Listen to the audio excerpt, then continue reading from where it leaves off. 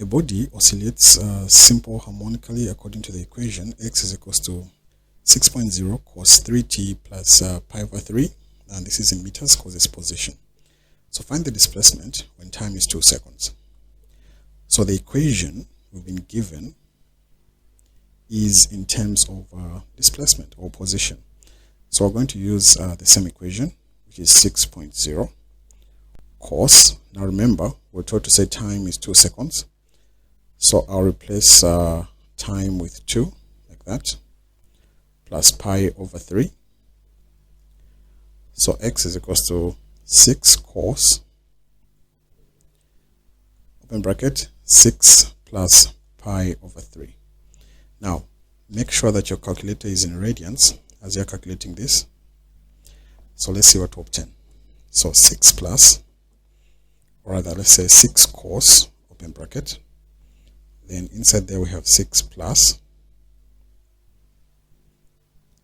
pi over 3.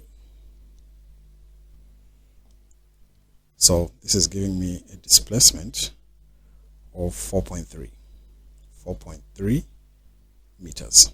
Okay, so this is our part A. Part B is asking for the velocity. Now to find this velocity, we are going to differentiate the function that we've been given, this function here. So the derivative of x with respect to time gives us velocity. So if I differentiate this function, I'll multiply the 3 times the 6, that will give me 18. The cos will become a sine, and that sine is negative. Then I have 3t plus pi over 3. So velocity, as time is 2 seconds as well, so that will be negative 18 sine 3 times 2, that's 6 again. So 6 plus pi over 3. So let's calculate this. So negative 18 sine, open bracket, 6 plus pi over 3.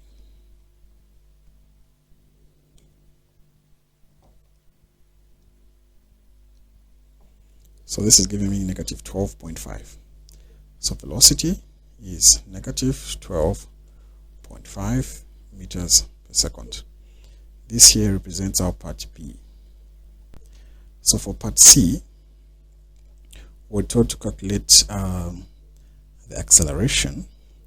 So acceleration is a derivative of velocity. So differentiate velocity with respect to time. This gives us acceleration. So I'll say 3 times 18. That gives us a negative 54. That sine becomes a cos. Then that's 3t plus pi over 3. Again, remember, it's when time is 2 seconds. So acceleration will be equals to negative 54 cos,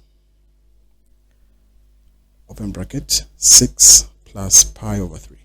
So the 6 is coming from the fact that you're replacing time with 2 seconds. So 2 times 3, that's where the 6 is coming from. So negative 54 cos 6 plus pi over 3. So this gives us an acceleration A of negative 38.99. So we can just say, let's just try to do this off to 39. So acceleration is 39 meters per second squared. All right, part C says, what is the phase constant?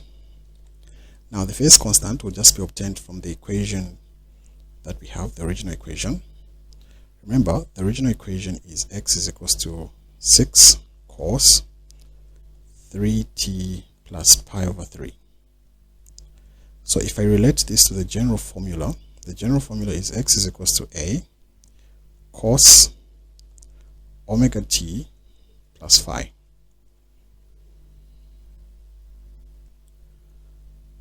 So since we're looking for the phase constant is the phi.